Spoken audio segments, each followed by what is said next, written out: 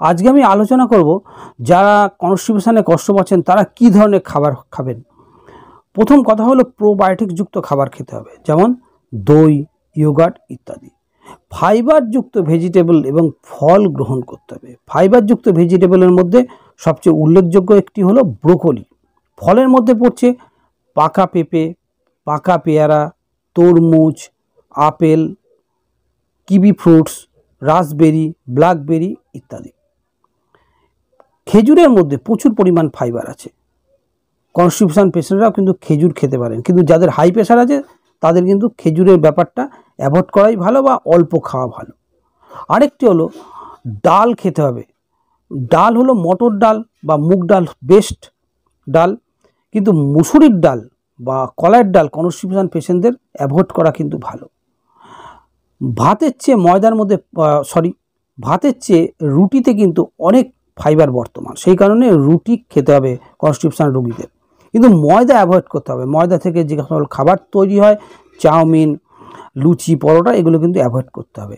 আরেকটি ব্যাপার হলো প্রচুর পরিমাণে জল খেতে হবে। কিভাবে জল খেতে হবে, কতটা পরিমাণ জল খেতে হবে, এ ব্যাপারে আমি ডিটেলসে একটি ভিডিও আপনাদের সঙ্গে পরে আপলোড করব।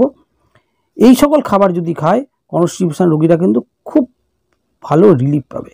কনস্টিপেশনের রোগীরা কি কি খাবার বর্জন করবে, কি কি খাবার খাবে না, কোন ধরনের খাবার খাবে না, সেই সম্বন্ধে আজকে আমি আলোচনা করব।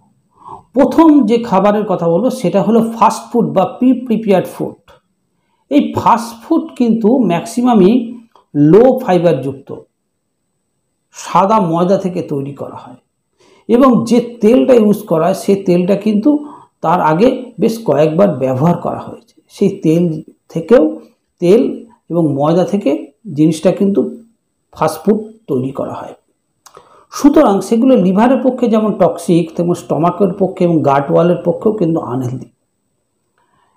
এই কারণে কনস্টিপেশনের রোগীরা কিন্তু ফাস্টফুড খাওয়া একদমই উচিত নয়। আরেকটি যেটি হলো সেটা হলো তেলে ভাজা। কনস্টিপেশনের রোগীরা তেলে ভাজা কিন্তু বর্জন করতে হবে। লুচি, পরোটা, এগুলো তো খাওয়া একদমই উচিত নয়। তেলে ভাজা খেলে কনস্টিপেশন বাড়তে পারে। কনস্টিপেশনের রোগীদের তেল জাতীয় খাবার,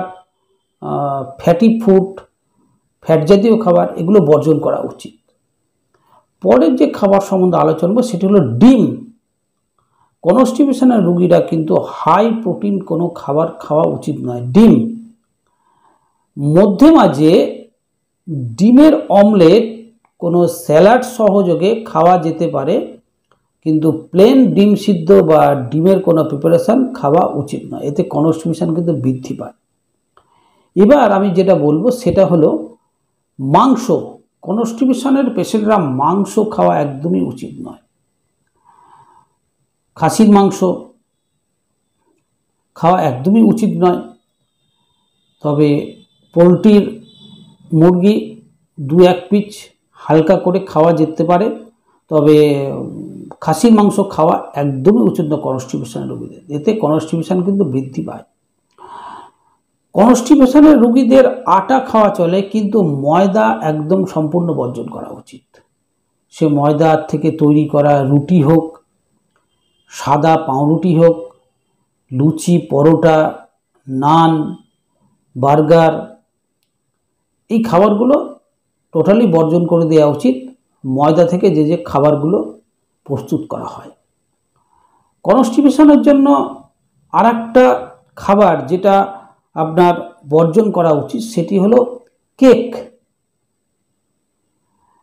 কেকের মধ্যে প্রধানত পড়ছে হচ্ছে পেস্ট্রি জাতীয় কেক, কাপ কেক। এই ধরনের কেকের মধ্যে ফাইবার খুব কম থাকে, সেজন্য কনস্টিপেশনকে বৃদ্ধি প্রাপ্ত করে। এইগুলো একদমই বর্জন করা উচিত। কনস্টিপেশন রোগীদের পক্ষে অ্যালকোহল কিন্তু মোটেও সুইটেবল নয়। অ্যালকোহল কি হয়, গাট ওয়ালের যে জল থাকে, অ্যালকোহলের প্রবণতা হলো জলকে অ্যাবজর্পশন করা।